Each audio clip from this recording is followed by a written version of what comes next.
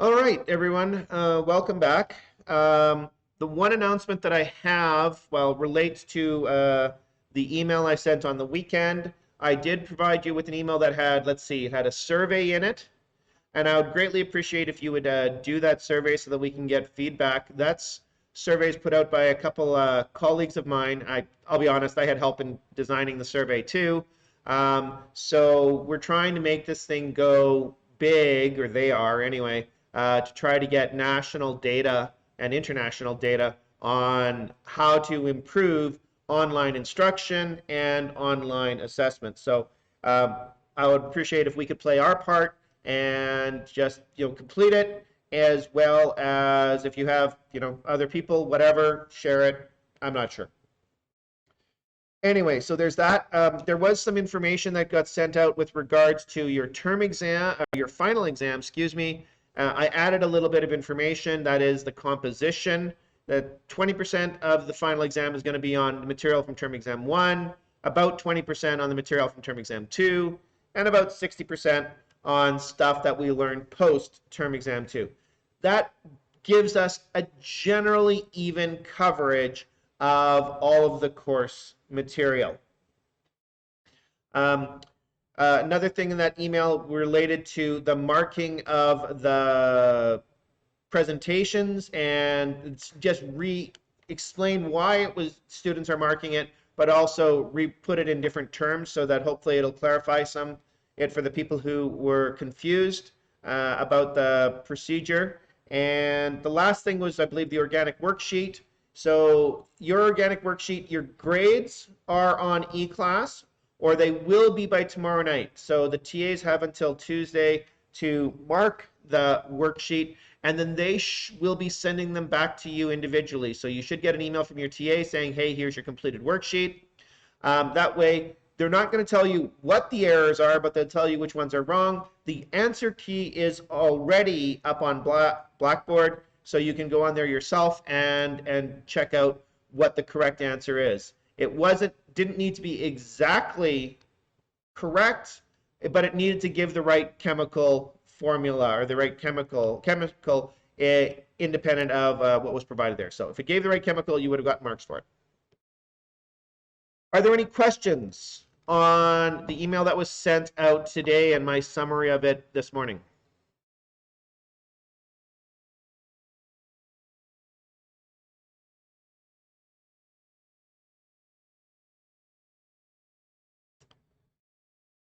All right, sounds good.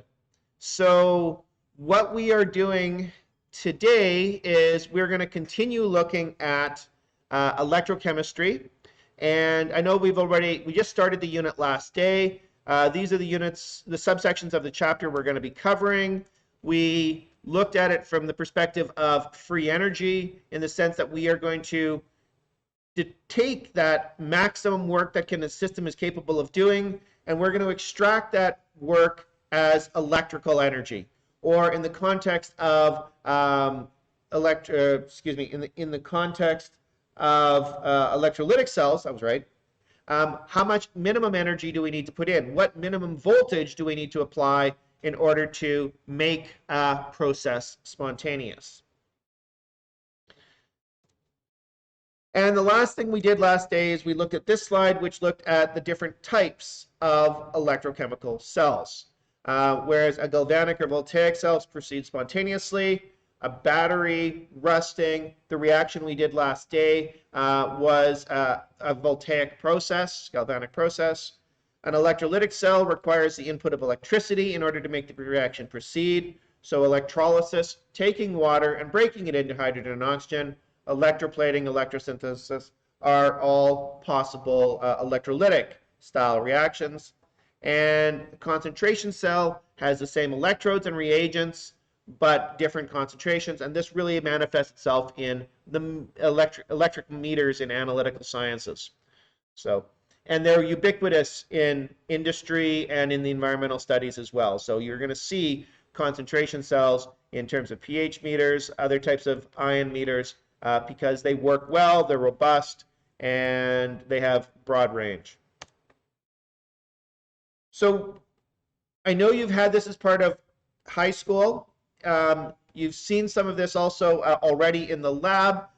So I'm just going to review half reactions and electrochemical cells, both the methodology for assigning oxidation states, for balancing half reactions, and the terminology associated with electrochemical cells. I got from the earlier class that this material is the same as what was taught in high school, which is good. It's not the same as some Alberta high schools, so I'm happy with what's being presented over here, so good. So what we have is a redox reaction occurs when the oxidation states of the entities change during the reaction. Something is going to be oxidized, which means it's losing electrons, and something is going to be reduced, which means it is gaining electrons. And we're going to be able to, as part of balancing them, split each redox reaction into a separate reduction half reaction and oxidation half reaction. The method to assign oxidation states was taught in Chem 100, taught in high school, and I'm just going to very briefly review it for those that might have been a while. So this list is in order of precedence. That means as soon as you find a rule that works, we're good, you're done. So in order of precedence, the oxidation state in atoms in free or elemental form is 0. When you look at hydrogen, hydrogen has an oxidation state of +1 when combined with nonmetals. That would be p block elements, phosphorus, carbon, nitrogen, whatever, and -1 when combined with metals. If we now look at the S block, far left of the periodic table, that would be lithium, sodium, potassium, magnesium, calcium, etc. Group 1 and 2 elements have oxidation states of +1 and +2. They will only ever form +1 and +2, respectively. Oxygen, which is a very electronegative element, has an oxidation state of -2 unless it's bonded to another oxygen atom or bonded to fluorine, because fluorine is more electronegative than oxygen. Fluorine is the most electronegative atom on the periodic table, and it has an oxidation state of -1, period. Okay? The other halogens, chlorine, bromine, iodine, etc., have an oxidation state of -1 unless they're combined with oxygen or a higher halogen. So if you have the compound FCl, fluorine attached to chlorine, fluorine is given -1 because it's more electronegative. It's going to draw the electrons from the chlorine, and chlorine is based on rule 6, which is the sum of the oxidation states equals the charge on the entity. Good. So that is the method of oxidation states. And one of the first things we're going to do when we're balancing a redox reaction is to assign oxidation states to all of the atoms or conserved entities. Now, just in terms of terminology, to back up just a tiny bit, when you balance chemical reactions by looking at them and sitting there going, okay, how many irons do I have, how many carbons do I have, and wanting to balance left and right-hand side, that method is formally called balancing by inspection. Just looking and trying to figure out what you need to do to add in order to equalize the number of atoms on the left and right-hand side. That is a simple method, and it works for most reactions, but then we get into more complex ones, especially ones that involve redox, and if they do involve redox, we can balance via the half reaction method, which is the method we're going to go through here. And for very, very complex ones, there is an even more advanced method, but that requires linear algebra, matrices, in order to set up and solve. So we're not covering that here, but it's fun to do. Actually, it is. So balancing via the half reaction method is, and from what I gathered before I go into this, this is what is the method that's taught in high school, so that's positive. You want to assign oxidation states to all of the atoms or the conserved entities. You don't need to assign all of the atoms in, say, carbonates, CO3 2-. If carbonate's on the left-hand side and carbonate's on the right-hand side, it's a spectator group. It's not involved in the reaction. And as long as you know that this group is 2-, left and right, you're good. So that would be a conserved entity that we don't need to worry about. and we figure out the redox couples. What's being oxidized, what's being reduced. Rewrite the separate reduction and oxidation half reactions. Balance each half reaction. That's going to be talked about more in the next slide. Combine the two half reactions and then simplify. And if you are actually working in basic conditions, so steps 3 and 4, balance each half reaction and combine, assumes you're working in acidic conditions. It doesn't matter what the reaction is, you assume acidic conditions because it's so much easier to balance in acidic conditions than it is to learn a different method for basic conditions. And if you do happen to be working under basic conditions, step 5 is to convert to basic conditions, and that's actually fairly simple. So how do you balance? So balancing each half reaction is to first assume acidic conditions. Then we balance everything except for oxygen and hydrogen. Balance the oxygens by adding water. Balance the hydrogens by adding H+. At this point in time, there is an atom balance, or more formally, a mass balance. The atoms on the left-hand side equals the atoms on the right-hand side. The mass is balanced. And then you balance the charge by adding electrons. That is the charge balance. That is done for both the reduction and oxidation half reactions. And once you have those balanced, you combine them together and simplify. The combination requires the number of electrons to be the same. The electrons have to cancel in order for you to get the complete, properly balanced, complete reaction. And so we equalize the number of electrons and then simplify and add, ensuring that the electrons do cancel out. And because you've done a lot of algebra at this point in time and you can make simple mistakes, it's very quick to verify mass and charge balance and go, yep, everything's here, or as I did in the first class, I'm missing something. Yeah, and find it. So there we go. Just at the time, the same as the students are going, you forgot to do this. I'm like, that was done on purpose. Not really. Finally, if we need to convert to basic conditions, you add sufficient hydroxides to both sides that eliminates the hydrogen ions.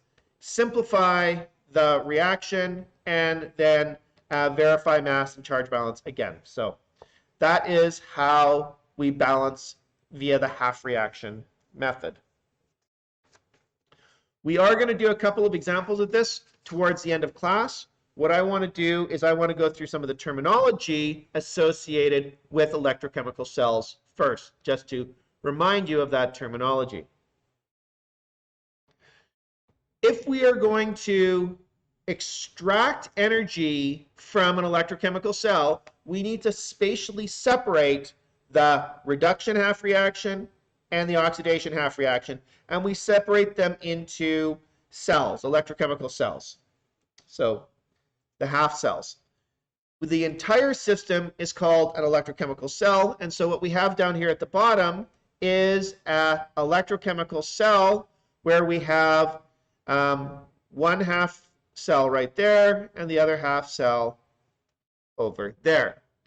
And one reaction occurs in the one on the left. That reaction happens to be down here on the bottom, and another one is occurring on the right. Those are the two half reactions occurring in different cells. They are separated. The ions go through this, which is a salt bridge that joins the two half cells together. And the electrodes, the zinc and copper electrodes provide for chemical reactions to occur and also for electrical connectivity. So the electrodes allow for electrical connectivity between the two half cells. That's actually on the next page. Half cells, electrodes, and salt bridge. The half cells are presented here. The salt bridge provides for connectivity of the ions, and the electrodes provides for connectivity of the electrons.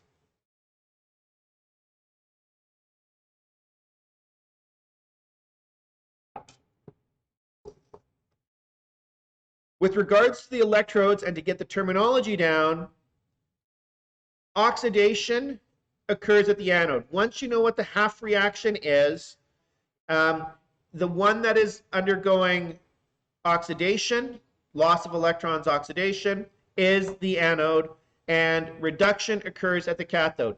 There is no there is a correlation. Whether it's positively charged or negatively charged actually depends on whether you're working with a galvanic system or an electrolytic system.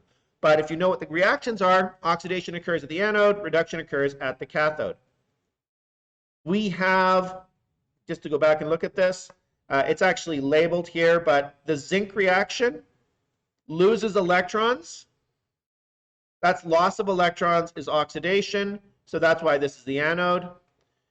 The gain of electrons for copper is reduction, hence it is the cathode.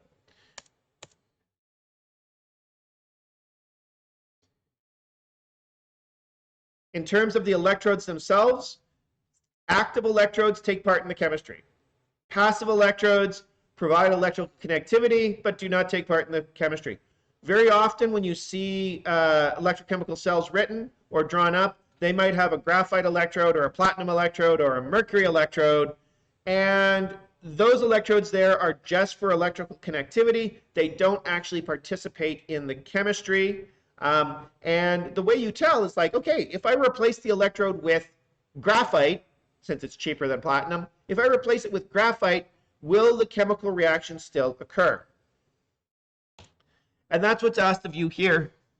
So looking at this electrochemical cell, are the electrodes active or passive?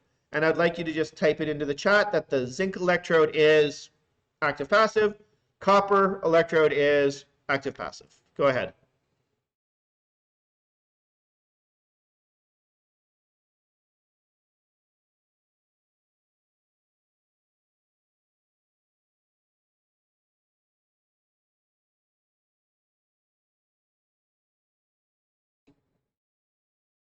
Copper is active, according to Benjamin.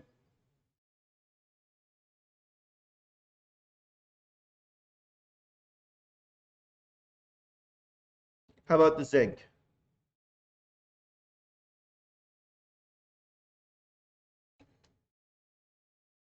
Zinc is active as well. Okay, well, let's look a little bit closer at this. If I replace this electrode with, say, carbon, which is graphite, will this reaction still occur?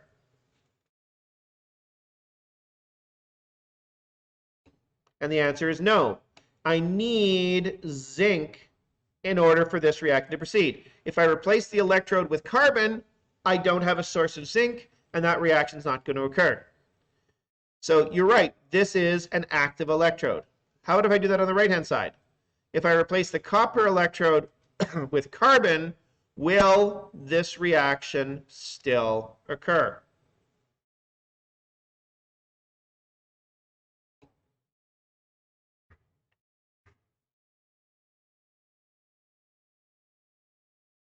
Benjamin says no. I'm going to argue that it does. Why doesn't that reaction occur on a carbon electrode? There's nothing stopping you from taking copper ions and plating them onto a carbon surface. So here we have got, what else could copper stick to? Well, that's the entire realm of electrochemistry, of electroplating. Electroplating is literally taking one element and putting it onto something else. So given a piece of carbon, you literally form a shiny surface on that carbon. And a nice little shiny metallic coppery colored surface would form on the graphite electrode, and you're done. You've made a nice half shiny piece of carbon. So it is an passive. That copper electrode is passive. You could easily replace it with anything else, and that chemistry would still occur.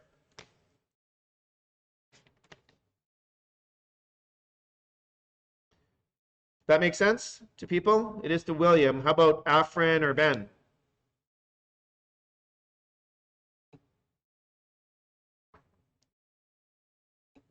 Okay, good. Thank you. And as a matter of fact, one of the demos I'm going to do in a couple of days is literally plating of one metal onto something else. Okay. Finally, to look at the conventions. So in terms of electrochemical, what do you mean something else? In terms of the demo? Well, you'll have to just join in and see now, won't you?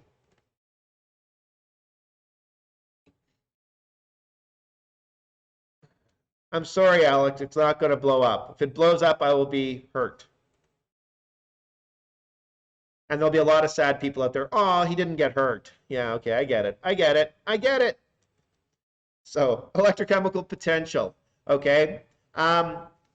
If I step back and go look at what we did in the thermodynamics unit, if you had a chemical equation and you multiplied the reaction through by 2, you multiplied the entropy by 2, you multiplied the enthalpy by 2, and you carried on.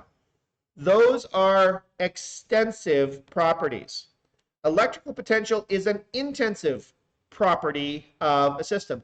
It doesn't matter if I have one atom going from one oxidation state to another, that voltage, that potential that it occurs at is the same whether it's one atom, 1 mole of atoms, or a huge field of chemicals reacting to go from one oxidation state to another. The voltage is the same, doesn't change the potential, but the number of electrons transferred does change. So the number of electrons when one atom goes versus 1 mole of atoms versus masses upon masses of atoms is what changes, but the voltage stays the same. What we end up doing is we end up tabulating the potentials for the reduction half reaction, and on the next page is the table of that. And a further nuance associated with electrochemical conventions is that when I have an oxidation half reaction, I don't write E-ox as the negative of the reduction. I leave everything as reduction potentials, and I calculate the cell potential using the reduction potential at the cathode minus the reduction potential at the anode. Now, this convention is the internationally accepted convention. Some textbooks maybe are reversing that, but it's not accepted, and I'm going to follow the convention as presented here. So, excuse me. Yeah, I'm going to follow this rather than flipping the sign and adding them up. That's not standard. And finally, because some of the questions on the problem set, it helps you answer those conceptual questions. Some of the questions are, you have all of these things in solution, what reaction is going to occur? And so you figure out what elements you have or what conserved entities you've got, groups, and you go, well, what can happen? Can this oxidize? Can this reduce? Can this oxidize and can this reduce? If you have a possibility of a voltaic cell, i.e. the cell potentials are positive for one or more reactions, it is the largest positive cell potential that tends to occur. Not always, but that's the answer I'm looking for on the problem set. You look at all the possible cell potentials, and whatever forms the largest positive cell potential is what is probably going to occur if you have the potential for voltaic conditions. That is generally bad because you don't want to just randomly mix things together and have whatever random reaction occurs. The second one, though, is commonly used. If you've got a mixture of entities and you want to selectively take something out of solution, you can use electrochemistry to do it. And again, this same menagerie of atoms and molecules, you figure out what can be oxidized and what can be reduced. None of those cell potentials are going to be positive, but when you apply electricity, it is the smallest cell potential that will occur first. Imagine taking the dial and going 0.1, 0.2, 0.3, 0.4. If you've got something that occurs at 0.6 volts and something that occurs at 1.1 volts, By the time you get to 0.6 volts, that one reaction is going to start to occur. And that's the one that's going to occur to the greatest amount. Even if you were up at 2 volts, the one that's lowest negative cell potential is the one that is going to occur in general. So the challenge with the questions on the problem set is trying to figure out what could possibly occur. What are all the possibilities? And identifying the largest positive E cell or the smallest negative E cell in the electrolytic cells. This is a table of reduction potentials, and it's at 298 Kelvin because cell potentials are actually temperature dependent. Who knew? Excuse me, they're actually temperature dependent. And we have the extremes of the table. Up on the top left-hand corner, we have got molecular fluorine taking 2 electrons to go to fluoride. Fluorine is the most electronegative element on the periodic table. It really, really, really wants electrons, if I can anthropomorphize. So the voltage, the reduction potential for molecular fluorine going to fluoride should be very positive. It really wants electrons, and you can see that by the positive cell potential, 2.8 volts, 2.9 volts.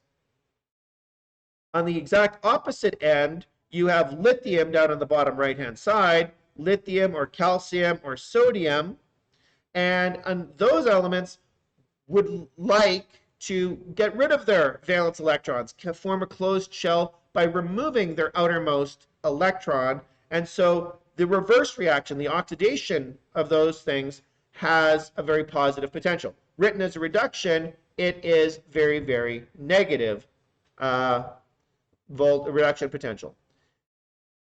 I should have started off by saying that these tables are historically based on hydrogen, where hydrogen is assigned a reduction potential of 0 volts.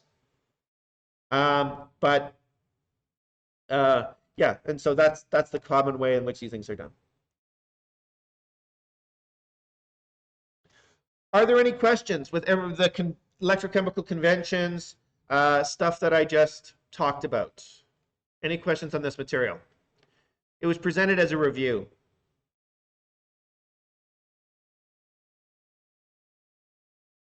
Okay, Alex's question, I have a typo. Wouldn't the smallest be the largest negative? No, the smallest negative means closest to 0. Is that how I mean to interpret it, Alex? Closest to 0.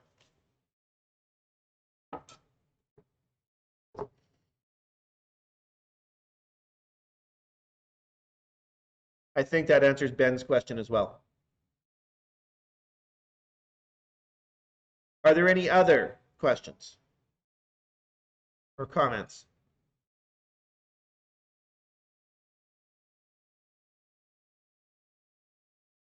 All right. Then I'm going to go and do some examples. And this should take us to the end of class. So here we're asked to balance the following chemical equations and determine the cell potential when data is available. So let's go through and work through these. I'm going to apologize in advance. The connection to my tablet is flaky at best. So it will reset on a semi-regular basis, and there's nothing I can do about it, like it just reset now. So it's sporadic, it's random, and it's been most times it's really good. Today, not so much. Okay, so to go through and do this, I'm going to rewrite the equation that I'm looking at. Permanganate plus iodide reacts to produce manganese. I also want to point out that the table of reduction potentials is all based on aqueous solutions. So this table assumes aqueous conditions. So if you look at this table closely, the only thing that states of matter that are reported, the only states of matter reported, are anything that isn't aqueous. So solid gold, there's nothing, oh, gaseous oxygen down here on the bottom left-hand side, that type of idea. So, and that's what I'm going to be following when I go through and do this. I'm only going to be reporting non-aqueous states of matter, and you are free to do that as well. In terms of assigning oxidation states to this, that didn't work. Let me just fix that. There we go.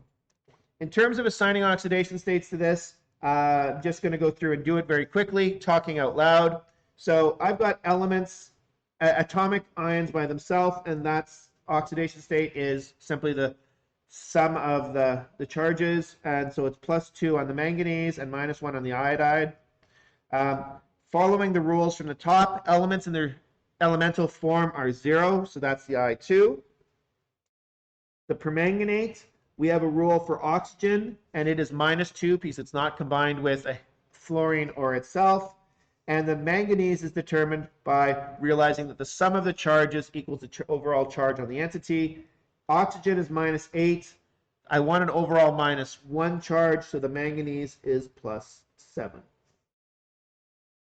Then we can assign, so now everything is got oxidation states have been assigned. I realize that the manganese is going from +7 to +2, and the iodine is going from -1 to 0. From +7 to +2, the charge is going down. This is a gain of electrons, so it's an oxidation. Iodine must be losing that. Oh. Let me try that again. That's the reduction. It's gaining electrons. It's the reduction. I have to think and talk and write at the same time. Iodine is going from -1 to 0, so it's losing electrons. That's the oxidation. Yes. All right. So now I've assigned oxidation states and identified the redox couples. I want to rewrite the redox couples.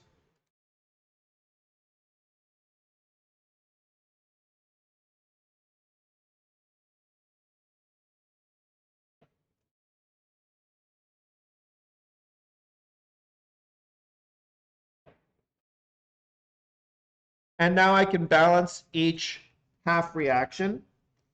So start by balancing everything other than oxygen and hydrogen. Well, the first one that's done, manganese, 1 manganese on each side, that's good. I can now balance the oxygens by adding water. 4 waters on the right-hand side. And then I balance the hydrogens by adding H+, +8, H+ on the left-hand side. So now the mass is balanced. To balance the charge, I need to add electrons. So on the left-hand side, I have 7- as the charge, or 7+, excuse me, 7+. On the right-hand side, I have +2. In order to get to +2, I need to have 5 electrons on the left-hand side. This is actually consistent with what we see up here because +7 to +2 is a difference of 5. So there's a check that we got the correct number of electrons. For the second reaction, balance the non-oxygen hydrogen elements, which means I need 2 iodides in order to do that. And mass is now balanced. There's no hydrogen, there's no oxygens, that's great. I have got a -2 charge on the left-hand side, which means I need 2 electrons on the right-hand side. So both of the half reactions are balanced.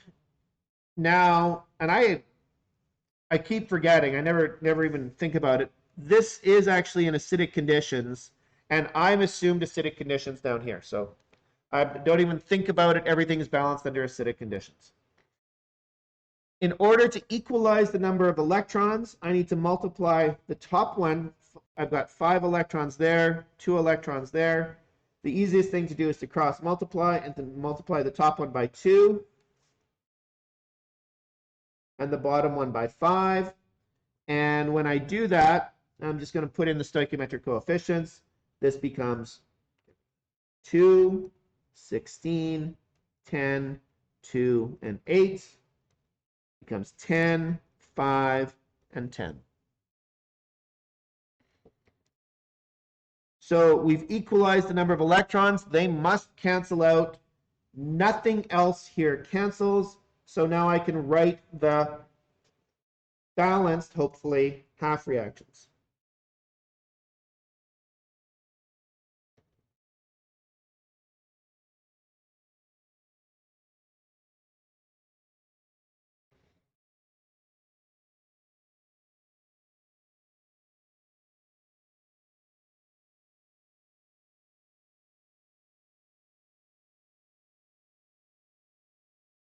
And that's what I have.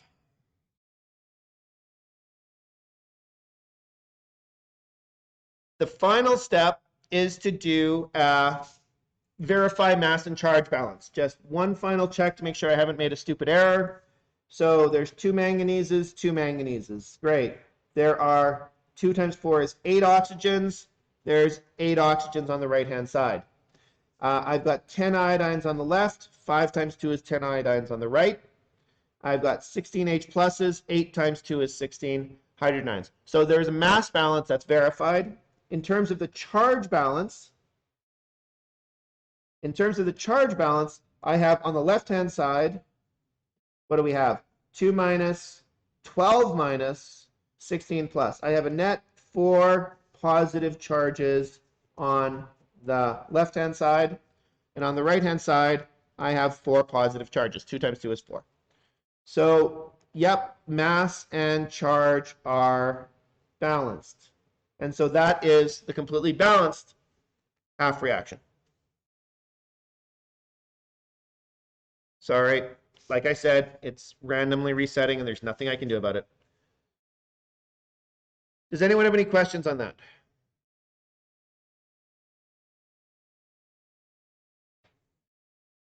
In terms of, go ahead, Afrin. Ira, I just want to quickly check. So when you were assigning electrons to each side, so your left side and your right side, for the iodine, did you get 2 electrons because of the coefficient 2 in front of it? Yes. So over here is where you're looking at, because I've got 2 iodine ions, so I've got 2 times minus 1, which is minus 2. Yes. Does that answer your question? Okay, yeah, yeah, it does. Thank you. Okay, good. Allison, did you have a question as well?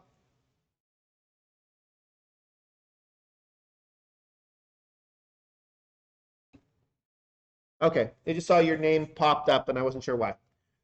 We can now go and actually look at the cell potential, and just off the tables, we can find a reduction potential of 1.507 volts for that, and a reduction potential of the second one of 0.536 volts. These are literally just tabulated. You go and look them up. The only thing you need to figure out is which one is the oxidation and which one is the reduction half reaction. And when you go through and do this, loss of electrons is oxidation, gain of electrons is reduction.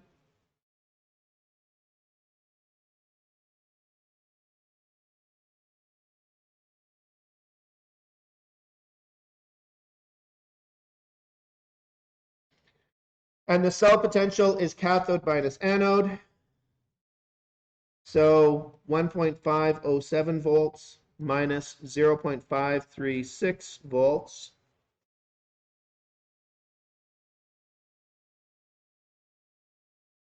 And we get a potential of 0.971 volts.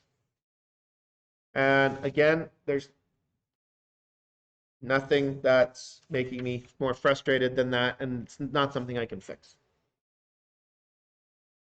Are there any additional questions? So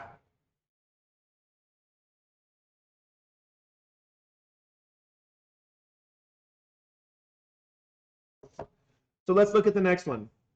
The next one is P4 is a solid reacting to produce H2PO4 minus plus PH3. And this is occurring in basic conditions. OH minus, I can put that over there too. I'm not going to worry about basic conditions until the very end. I am going to assign oxidation states following the same rules. P4, element in its standard state, is 0. On the right-hand side, I'm just looking at pH3 to start with. The hydrogen is attached to a non-metal, so it's +1. The phosphorus is determined by knowing that the sum of the charges equals the overall charge, which is 0. So that must be -3 on the phosphorus. I do the same thing with H2PO4 minus. It's just a little bit more complicated. The hydrogens are +1. The oxygens are -2. And if you do the math, oxygens become -8. With the hydrogens, it becomes -6 overall. And so the charges that are shown for hydrogen and oxygen are -6. In order to get an overall -1 charge, the phosphorus must be +5.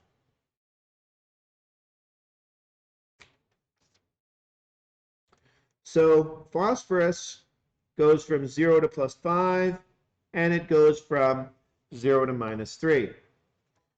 The 0 to +5 is a loss of electrons, that's oxidation. The 0 to -3 is a gain of electrons, which is reduction.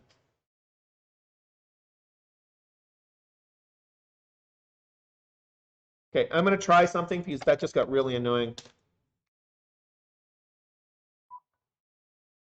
Now I have to do oh no, I don't have to do a full reset. We're going to hope for the best on this. I'm trying a different USB port, but generally that doesn't make a difference. So let's hope. And it's not making a difference. Okay. So we now need to write out each individual half reaction. And I'm just going to go through.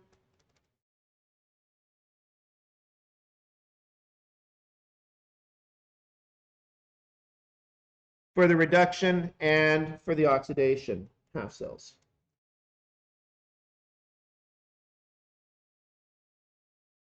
Oh, I forgot to mention that pH3 is actually a gas. pH3 comes off as a gas, phosphine. I'm going to try sitting here and maybe this is going to help. I'm not sure.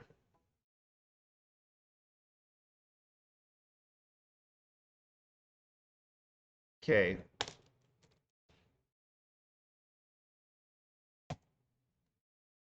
I know there's nothing on the screen. I'm restarting the program that talks to the tablet.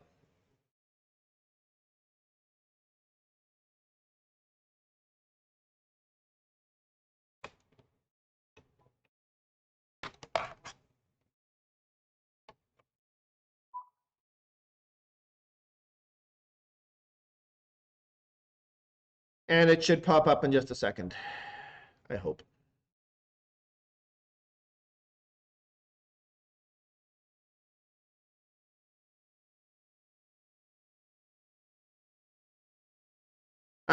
Does anyone happen to know what this type of reaction is called, where the same element undergoes both oxidation and reduction?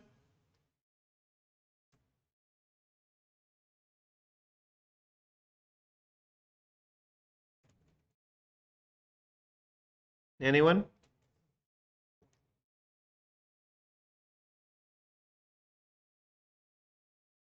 Happens to be called a disproportionation reaction. Disproportionation. All right, time to balance the stuff down below.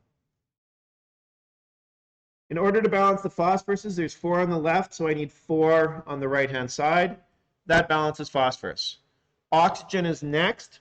I have got 4 times 4 is 16 oxygens on the right, so I'm going to need 16 waters. And remember that I'm balancing this under acidic conditions. So now in order to balance the hydrogens, I've got 32 on the left and 8 on the right. So that leaves me with 24 H plus on the right-hand side. H2O. Thank you. Good. So mass is now balanced. Charge balance. the left-hand side is neutral. There's nothing there. The right-hand side is 4 minus plus 24 plus. So in order to get that to be neutral, I need 20 electrons. For the second reaction, still 4 phosphoruses on the left, 4 phosphines on the right. That balances the phosphoruses, and I just now need plus 12 hydrogen ions on the left-hand side to balance the hydrogens. And since the right is neutral, I'm going to need 12 electrons on the left-hand side to give me an overall neutral left-hand side of that reaction as well. So now my half reactions are balanced. I now need to equalize the number of electrons, and in order to do that, I want to get to the magic number. Lowest common multiple is 60, which means multiplying the top through by 3 and the bottom through by 5 will give me the correct number of electrons. So that is 3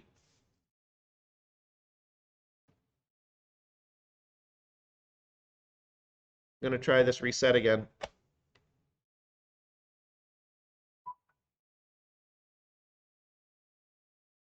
P4, or 3 of those, 48 waters, 12 H2PO4s, good.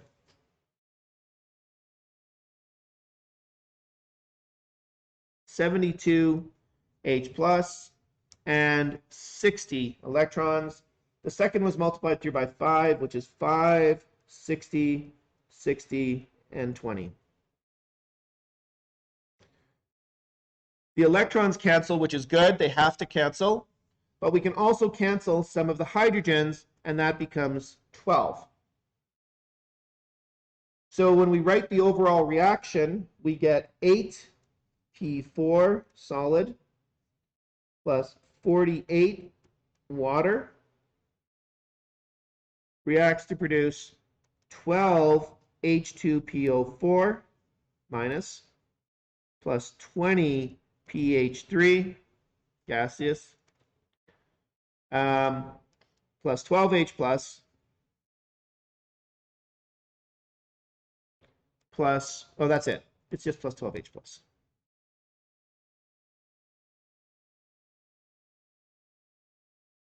Good. But we need to convert to basic conditions. And when we convert to basic conditions, we're going to add the same number of hydroxides to both the left and the right. Plus 12 OH minus plus 12 OH minus. On the right-hand side, this becomes 12 water, which cancels with the 48. So this disappears, and that gives me 36 waters on the left-hand side. 48 minus 12 is 36, yes.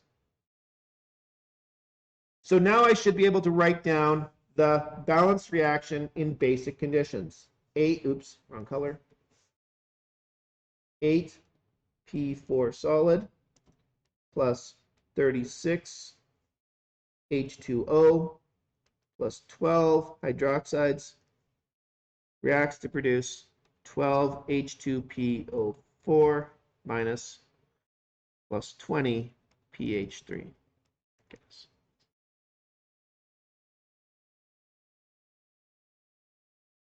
And if you are observant, that works. That's a balanced reaction. It's not the lowest integer values for the stoichiometric coefficients, but that's a balanced reaction.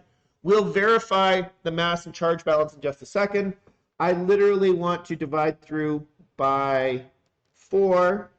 So I'm basically multiplying the entire thing through by 1/4, which is going to give me 2, 3, 1/4 of 36 is 8. Nope. What does that? 9. 3 and 5. To give me 2P4 solid plus 9 water plus 3 hydroxides reacts to produce 3H2PO4 minus plus 5 phosphines.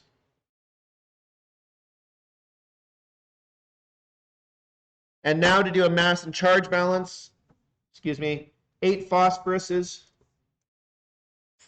3 plus 5 is 8 phosphoruses.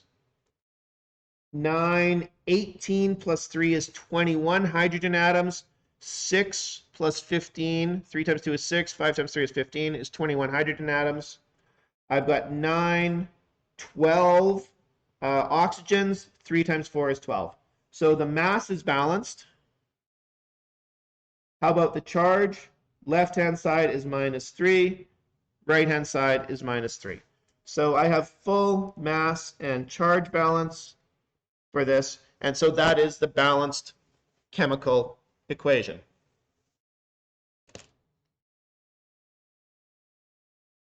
My apologies for taking a few seconds longer. What I would like you to do is I would like you to go and work on the next 3 reactions, or next 2 reactions, and balance them under acidic and basic conditions respectively. And we'll have that'll be the first thing we do when we come back to class next day. Okay, I'm going to leave this up because people might still be copying it down, and I will entertain any questions that you have. Thank you very much for your time and attention and patience. Any questions? Where the hell is everybody?